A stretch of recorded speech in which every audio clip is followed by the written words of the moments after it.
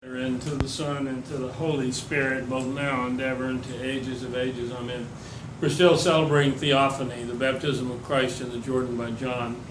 And today we celebrate the life of Tatiana, the Virgin Martyr of Rome. She was a young woman of noble parents in the 200s during the reign of Alexander, the Roman emperor. And Alexander was a strange figure. His mother was Christian. And so he did not have an urge to persecute Christians, but he had like statues of St. John the Baptist and Elias in the emperor's palace, as well as Apollo, and I've forgotten another Roman god. So he was really ambiguous and mixed. But the problem he had was he had some people around him that were militantly anti-Christian. And because he was a weak emperor, they went on their own and started persecuting Christians.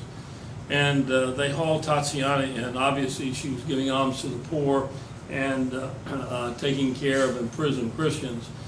She was a young woman, and they hauled her in and demanded that she convert to the pagan gods. And of course, she declined.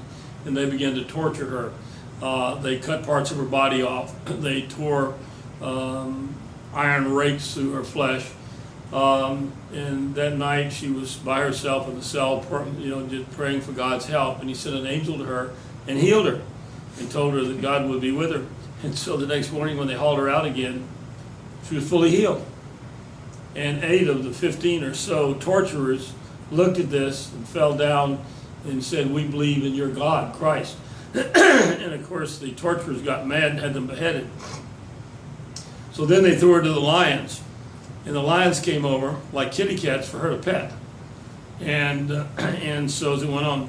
And finally they convinced the emperor to order her to be beheaded. And her father came up and stood with her, and they were beheaded together.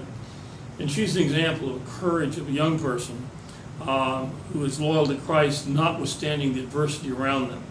And of course that's important for us to remember, because we're in an era in when we are increasingly mistreated by others because we're Christian.